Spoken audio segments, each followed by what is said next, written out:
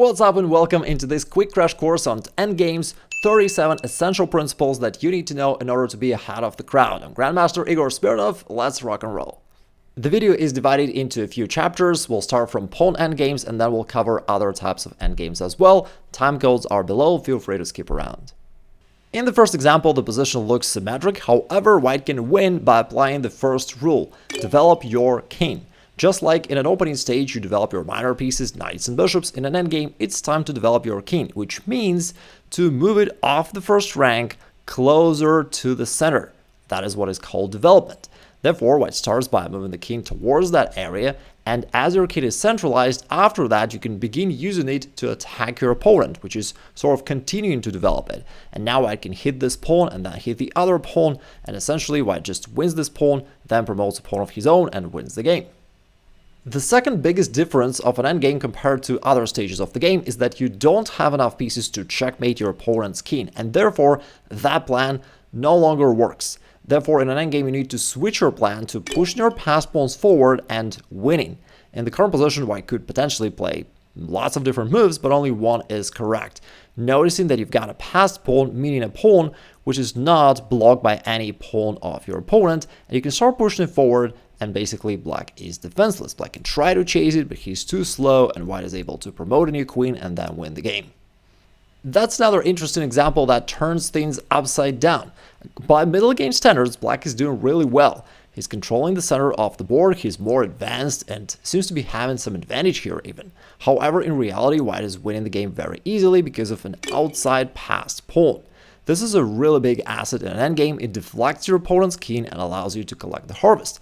As white starts pushing the pawn forward, initially again it seems like black is doing fine. Black can also start pushing his own pawn forward, and so far it still looks like black is in control, but at some point the king will have to move towards that passed pawn in order to block it. And now white starts pushing the pawn. Now black has no choice but to get the king off to the queen side, and at this point white is really able to collect all the other pawns of black pretty quickly and win the game. A slightly more advanced version of the previous rule is called queenside majority. Fundamentally, the situation is quite similar. Initially, the position looks equal, but in fact, black is winning. That's how tricky endgames are. And we do not have a clear passed pawn. There is this pawn without a counterpart on the b file. However, we can't just easily promote this pawn as there is this pawn that stands in the way and controls the square. Nevertheless, overall, our plan long term would be to create a passed pawn because we've got this majority, we've got two pawns versus one. Therefore, by pushing the pawns forward, we will be able to create a passed pawn. In order to stop that passed pawn, our opponent will have to move the king there all the way to the queen side. And once that happens, we can use our own king to move towards his pawns. Somehow, my king is moving with the knight shape. Anyways, the idea for black would be to move our king to the king side and to collect all these pawns. Now, of course, it looks a little bit messy at first, but let's see how it can play out. So let's say initially we develop the king, follow the first rule we discussed before. Okay, now we start pushing our queenside majority forward, and our aim is to create a passed pawn, and sooner or later we will do it. Specific moves can vary, but fundamentally the game will develop like this. And now we're just waiting for a suitable opportunity for our king to move it towards the king side and start winning these pawns. Of course, white can delay it by pushing some pawns, but at some point they will have to make moves that will allow us to make that happen. And now we kick this king out of here, and then finally the path is clear. The king can advance, start picking up all these pawns, and black is winning. In this position, it is white to move, and you may think about it for a second, but let me also make one general interesting observation. Endgames are overlooked by most players because it seems dry or complicated, and people typically do not study it at all. Great players always knew it and took advantage of it. Starting from Capablanca and then all the way forward to Fischer and nowadays Carlsen, just think of how Carlsen keeps crushing everybody in endgames. And by learning these simple rules, you'll be able to do the same to your current opponents. All right. Now, in this case, we've got also a pawn majority on the king side. Therefore, for white, it would make sense to try to create a passed pawn there. However, there's a very common mistake. The way of thinking could be, okay, since I can't push the pawn right away, it will be captured, and gotta prepare it. Therefore, I'm gonna play pawn h3, then g4, create a passed pawn, and life's good. It's all true, however, h3 is actually a big mistake. It's a losing blunder because black's able to play pawn to h4 And now we're kind of having a situation where even though this pawn is outnumbered, but perhaps it worked out a lot or whatever, it is capable of holding too. Because now if white tries to push the g pawn forward, there's this magical en passant capture, and black is promoting first, therefore it doesn't work, which means that these pawns are now blocked, and black will win the game by either pushing this pawn forward, somehow it doesn't look that nice, okay, but something like this, or by advancing the black king towards these pawns and winning. Therefore h3 is just a terrible losing mistake by white. And in order to stop black from doing that, white has to be very careful. White has to first prevent this move from happening, and then after whatever black does, then play h3, and then play g4, and now our plan works. We create a passed pawn, and it's all good. Which brings us to the next rule: doubled pawns can't promote. And again, coming back to Capablanca, there were a lot of funny stories about him, how he would notice that players analyze a position, something like this, which we have right now on the board, and he would come up and say, oh yeah, white's winning here. And people will think, oh, like he's a genius. Did he calculate 20 moves ahead? Like, how could he know? But he just knows these endgame rules. And here's the trick. Even though black has pawn majority on the queen side, 4 pawns versus 3 pawns of white, since these pawns are doubled, they're not moving forward. Or rather, black cannot create a passed pawn, and therefore they're kind of useless. While for white, he's got this pawn without the black pawn on this file, and therefore in the long run, white will create a passed pawn and will win the game. Initially, you'll probably wish to bring your king to the middle of the board, develop your king, right? And then you'll start pushing this potential passer forward, and at some point you will, of course, support it with other pawns of yours. While for black, even if black tries doing the same thing, it doesn't really do all that much. So we're gonna push there. Black tries to stop it. We have one more pawn to support it, and inevitably, sooner or later, one way or the other, we will be able to push forward and utilize our pawn majority, create a passed pawn. While for black, these pawns aren't moving anywhere. We can always block them, for example, and that is it. You've noticed how important pawn structure is in an endgame. And therefore, you should avoid weak pawns, which are typically disrupted pawns, pawns which do not stand close to each other and do not defend each other. For example, right here, white's got double pawns, which we talked about before, and these pawn islands, also separated from other pawns, which can become a target for you. And therefore, in this position, black can go forward and try to invade, because there are holes around these pawns, and begin attacking them. And even if white tries to cover one of those holes, black is just changing the road, and still white is defenseless. And just imagine if this pawn from c3 could somehow be standing on its original place. There would be no holes and no opportunity for black to invade and attack anything. However, since the pawn is standing here, now there is nothing white can do to stop this very simple plan of black. And if we try to play it out, and white tries attacking, we can see one more difference. Even though the king is also standing close to the pawn, but it's not really attacking the pawn because it's already defended by the other pawn of black. That's the beauty of keeping pawns together. They also protect each other. While white's pawns are totally defenseless, and now white has to spend much more time to come closer to pawns, and black can even go here and start winning all the pawns, or just push the passed pawn forward, and he's easily winning either way. Which brings us to the next endgame principle: use your king to attack opponent's weak pawns. In this case, we've got a game of Rubinstein, who was one of the top players at the time, and it was black to play. Now, even though typically we talked about developing your king, centralizing your king, therefore bringing it closer to these central squares, and it might seem logical for black to move the king there, and while in general it is true, it is also true that when your opponent has particular pawn weaknesses, it also makes sense for you to just go after those weaknesses directly. And what Rubinstein did in this game, he just, instead of moving the king towards the center, he noticed that there is this weak pawn, isolated pawn of white on h2, and he instead moved the king into the opposite direction, like this, and won the game later. Using your king to attack opponent's weak pawns is cool, but what if there is no way of doing that? Then you may use your own pawn as a bait to distract your opponent's king and then to execute your plan. And even though we've talked about that before, it is basically just an outside pass pawn, it nevertheless is somewhat counterintuitive to move your pawn knowing that it will be captured right after. And because this is so counterintuitive, that is a standalone rule. Like, don't be afraid of that, because that allows your own king to come forward and attack the remaining pawns of your opponent, and therefore you're going to get much more than what you sacrificed. Another classical and very helpful idea to allow your opponent to come forward and attack is called an opposition. It is when you place your king in such a way where they face each other, with typically just one square in between. And that puts your opponent in a Zugzwang, where any move they make worsens their position. For example, if the king now comes left, you come right, and vice versa. If it comes that way, you go to the other side, and by doing so, you manage to capture this pawn, then promote a pawn of your own and win the game. The opposition rule allows you to understand one of the most common blunders in pawn endgames. In positions like that, since you've got this passed pawn on the f-file and you'd wish to promote it, it is very natural for white to move the pawn forward, which is a big blunder that loses your chances of winning the game. Because now the issue is there's no way for you to get this king out of the f-file, and therefore the best that you can achieve at the end of the day is just a stalemate. Now we can see why the only move that wins the game for white here is winning the opposition, putting the king where they face each other, and that forces the opponent's king to get away from this position. And if the king comes left, you come right. Anyways, you gain space, and now that ensures that your pawn can come forward, supported by the king, and be promoted. If he tries again to stand in front of it, you can win the opposition right once again, and as the king comes one side, you go the other way, and after that, you easily promote your pawn and win the game. This also allows you to understand the next principle, which is to outflank your opponent's king. In this situation, with got this passed pawn, you'd love to move forward, but obviously your opponent will try to block it with his own king. So what do you do about that? Naturally, you'd wish to just keep your king closer, and therefore you may try to play something like this, but just advance your king forward. But the issue is, now you've got your opponent's king blockading the pawn, and as we already know, in that case, you can't get this king out of the g-file, and the best you can achieve is a stalemate.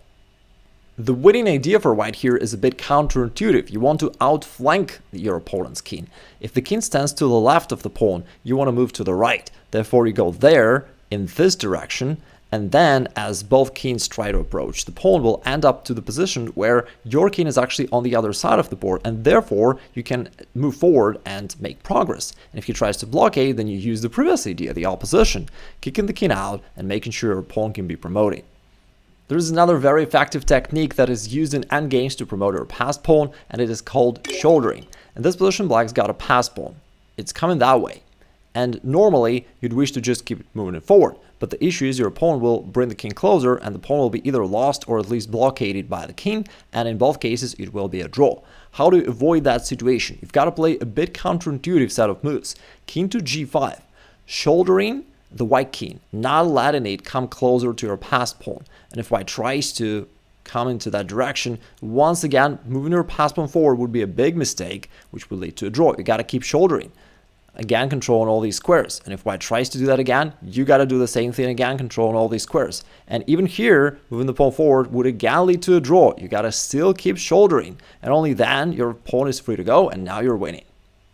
Here's one more counterintuitive rule. If pawn's stuck on one side of the board only, even when you're up a pawn, those positions often tend to be drawish. Because in order to create a passed pawn, you'll have to move your pawns forward, which will result in further pawn trades, leaving you with just one pawn left on the board, and that is very often not enough for you to win, because as we know, when your opponent's king can come in front of the pawn, that is typically a draw. That said, if you have pawns on both sides of the board and you are up a pawn, that is almost certainly a winning position for you, because now it transitions simply to an outside passed pawn. The king will have to come there to catch the pawn, while your king will move to the opposite direction, will pick up all those pawns on the king side. Congratulations, now we're moving forward to the next chapter of the video, Rook Endgames. Since you already know a lot of essential ideas about endgames in general, now it'll be easier for you. With that being said, of course, it's easy to feel overwhelmed by the great number of all these tips. Therefore, what I'd really recommend you to do is to just save a link to this video and rewatch it 2 times, maybe even 3 times, until you really feel like you're comfortable with all of them. But for now, let's continue. The next idea is, we've got a Rook Endgame, we've got a passed pawn, it's moving that way. But how do you win the game? Here's the rule. Put your rook behind the passed pawn regardless of whether it's your pawn or your opponent's pawn. For example, if it's white to move, instead of pushing the pawn forward, white shouldn't really do that, because in that case black can put the rook behind the passed pawn, and that is really an ideal position for the rook, because not only it attacks the pawn, it also prevents it from moving forward. Like right now, white can make this move and defend the pawn. But the issue is you cannot move it forward anymore, because if you move it forward, black will capture it straight away.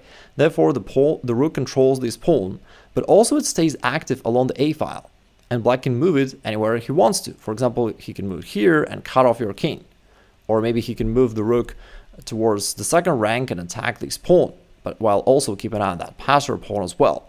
Therefore, that is really an ideal position for his rook, to be behind the passed pawn. Instead of pushing the pawn forward right away, white should follow the very same rule: put your rook behind the passed pawn. That is an ideal position for the rook, where it supports pawn advancement all the way till the square of promotion. In order to blockade the pawn, black will have to reroute the rook to this very passive position on the a7, and now the rook really cannot move at all.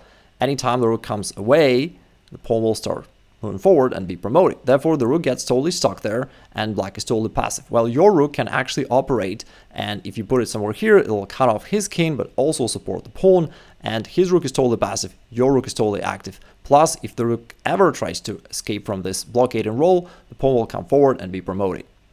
The next rule is universal for endgames, but also middle games: put your rook to the second rank. If you can do that, that very often is enough to win the game by itself, because from here, very often your rook attacks a whole lot of pawns. This position is actually not the case, but very often your opponent has a lot of pawns in their starting positions, therefore you can take aim at all of them simultaneously. Plus, on top of that, you also cut off your opponent's king so that it can't come forward and white cannot activate the king. Well, you can easily do that. You can bring your king forward, closer, and attack something while his king got totally stuck. Next tip: avoid hanging pawns. This pawn structure in a middle game stage is often quite nice for white, because you control the center. You can maybe put your knight to e5, you can put your rook to e1, you can have your bishop across this diagonal, and white can try to generate attack to opponent's king in the middle game. However, in an endgame, all that is no longer a factor, and the only thing that white's got here is basically this weak pawn, especially this backward pawn.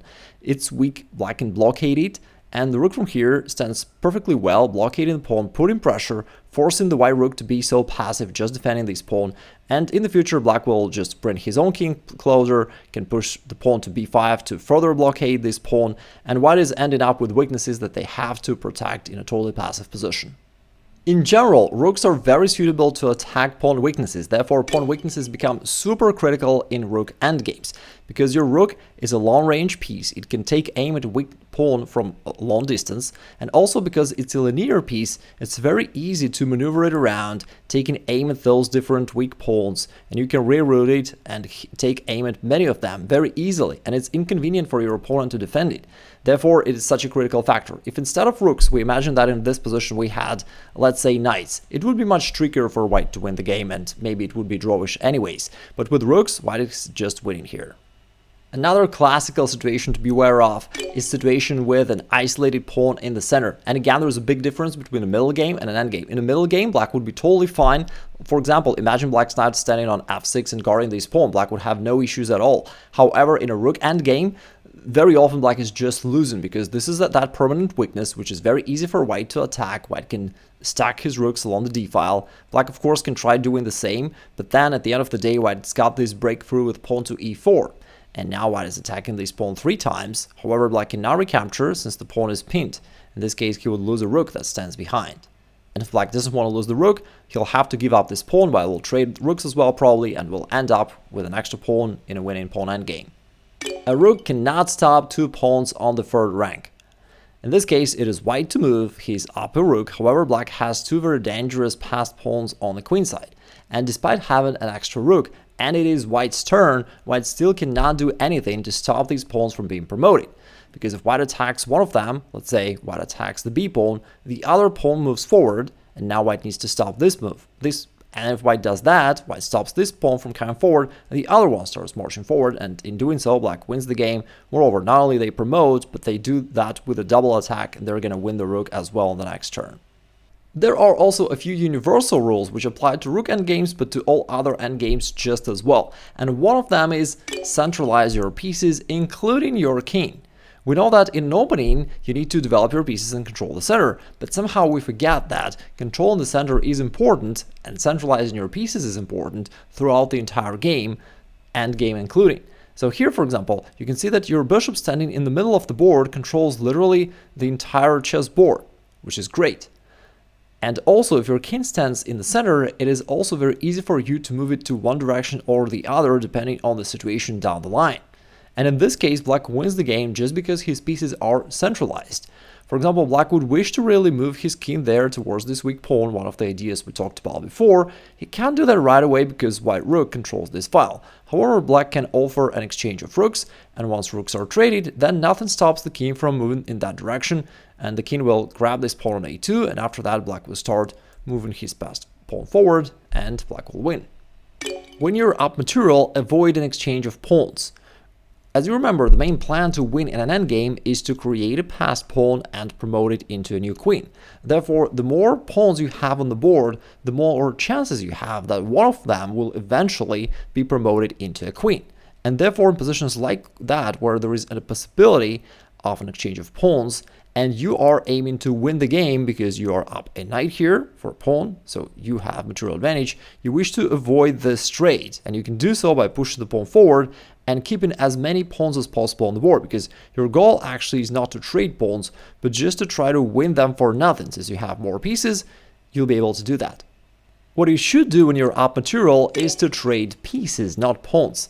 In this position, white is up a pawn, this pawn on e3, and the easiest way for white to win the game will be to trade pieces. White can trade a pair of rooks right away, and after that white can offer an exchange of the other part of rooks, and then once we trade them off, now we can see the situation where black has no counterplay at all, black really has nothing to do, while we have this extra pawn, which means that on these two files, we've got a pawn majority, 2 pawns versus 1 pawn of black, and in the long run, white will be able to create a passed pawn and move forward and win the game. Once again, congratulations. Now we're moving on to the next chapter, rules for knight and bishop endgames. And the first rule is a rule of thumb. Knight endgames are similar to pawn endgames. Somehow it is true most of the time. In this case, even though we have knights on the board, but fundamentally the situation would not change if we remove those knights. And the way of thinking and playing for black would be the same. If we've got a passed pawn right here, you'd wish to move it forward. If you've got a king right here, you'd wish to centralize it and then maybe use your king to attack one of his weak pawns, either on the king side or queen side. Therefore, the methods of playing and the overall evaluation of the position remains the same for pawn endgames and knight endgames. You might have heard the rule, a knight on the rim is dim, and somehow it is also somewhat true for endgame positions when there is a pawn on the h file or a file. Knight somehow really struggles to blockade such pawns. In this position, white is up a knight, however black's got this strong passed pawn. And even though it is white to move, and similarly there are like a lot of different ways to try for white to approach this pawn one way or the other, or to check the king, but none of them are really helpful. For example, if the knight comes here, the pawn's pushed forward, the knight delivers this check, the king just moves somewhere, and this knight has some squares, but none of them can stop this pawn from being promoted, and black wins. In bishop endgames, fix his pawns on the color of his bishop. Here black's got this favorable situation where his pawns are largely on the color of his bishop, with just one exception of that pawn on h3. And that is really great for you, and you'd wish the situation to be that way. And in order to fix that so that white cannot change that by pushing these pawns forward, you want to lock the situation on the queen side.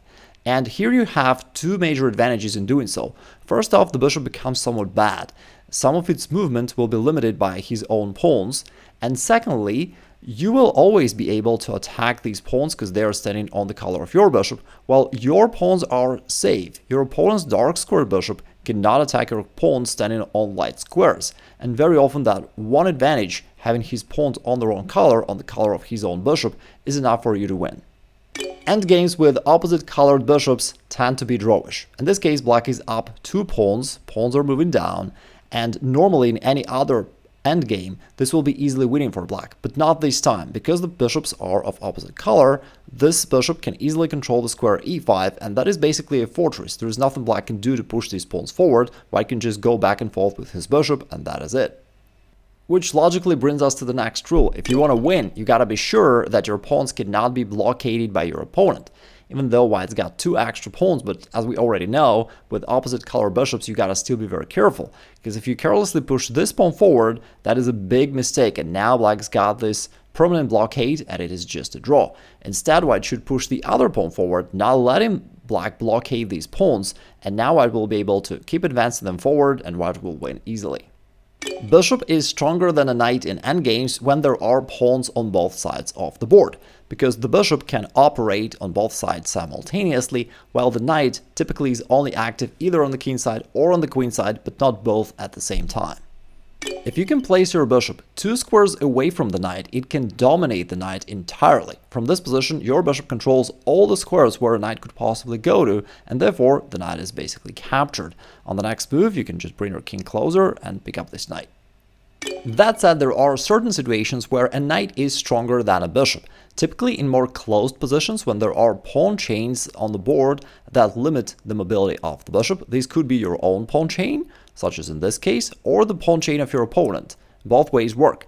Plus, when the knight has this strong advanced outpost position protected by the pawn, and there are no pawns of black that can change the knight away. The advantage of 2 bishops is real. In this position, technically, 2 bishops equal 6 pawns, and the rook and a pawn also equal 6 pawns. Therefore, materially, it seems to be equal. However, white is dead lost here. 2 bishops are just that strong. They can attack anything, standing on any color. Now white can no longer hope that they can put pawns on the color of a bishop where the bishop can no longer attack them. For instance, if there was no light square bishop at all, we could say that all these pawns would be perfectly safe for white, right? But with the light squared and with the dark square bishop, there is just no way for white to put these pawns away. They'll have to keep guarding them. And also, if you look at the situation like this overall, you'll notice that bishops are just so strong that they literally control almost the entire board, and it's very hard for your opponent even to move around, while black can just do whatever they want to. While 2 bishops are very strong, when your opponent has only 1 bishop, there is a critical drawback. It just can't attack squares of one color. And therefore, sometimes we have this pretty funny situation where white's got massive material advantage. He's up a bishop and a pawn. The pawn is coming down, and it seems like white should be able to win the game easily. However, it's not the case because of the wrong bishop. In order to win, white needs to have a dark squared bishop so that the bishop can kick the king out of the corner, which will help the pawn to be promoted.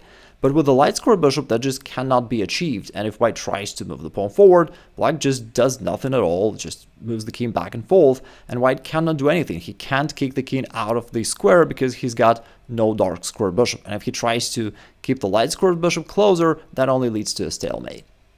Congratulations, we're moving on to the final chapter, Queen Endgames. And the first rule is, in Queen Endgames, quality of your pawns matter more than quantity.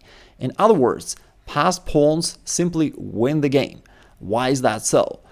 Queen is very strong, and it can ensure that your pawn is being promoted. Therefore, the pawn will be pushed forward and will definitely be promoted. Whatever your opponent will try to do to stop this, this trick could work in Rook endgames, and in a Rook endgame, white would not be able to win. But in Queen endgames, the Queen is just way too strong. It will simply guard the pawn, and then it will be pushing forward, and white will win. And in that context, it doesn't even matter if black is up a pawn, or maybe even up 2 pawns or 3 pawns. That doesn't even matter, because if white promotes, he'll get an extra queen and he will win for sure.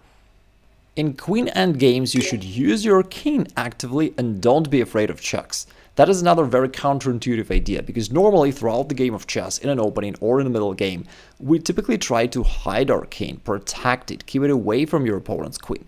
But in an endgame, it all changes. A single queen is just not enough. It cannot checkmate the king, and therefore, even though it can check the king, but it cannot checkmate it, and there is no reason for us to worry about that. Moreover, you want to use the king actively. For instance, right here, we've got this passed pawn is moving up, this pawn is moving down, and what is white going to do here? Well, you'd wish to move the pawn, but you may be concerned over the fact that the king is exposed, and your pawn will probably start delivering endless checks. What are you going to do about that? Well, there is a very interesting idea that you want to move your king towards this passed pawn. And that way, not only the pawn will shield the king from checks, but also the king will start supporting the pawn. And all the moves that your opponent play to deliver more and more checks, in some way even help you, because you'd wish your king to be there closer to the pawn and support its advancement. And so black wastes all this time just basically to help your king to come closer to the pawn. And at some point, it can be a really absurd situation for your opponent where he tries to deliver a check to sort of attack you, but in reality he's only helping you this time to push the pawn forward, which is something that you wanted to do anyways. And now if your opponent keeps checking this way, let's say you do the same trick, you keep pushing the king forward, and finally if he tries the final last check, then once again you can not only cover your king but also promote and win the game. And of course, your favorite rules, guys, beware of stalemate. Since queen is so strong, you gotta always keep this in mind, that in those queen endgames, it's very easy for you to wish to bring your king closer and then checkmate the king, but if you move the king here or here, in both cases, that only leads to a stalemate and a draw. And of course, if you want to humiliate your opponent and promote more than one queen, then chances for a stalemate keep going up, and now you gotta be extremely careful, because in this case, if you want to just play like this and then deliver this checkmate, but you actually play that move and oops, that is a stalemate. If you want to study a comprehensive middle game guide, which is actually much easier than endgames, head on to this video right here. And if you want to know my entire system to level up your chess, check out this free masterclass.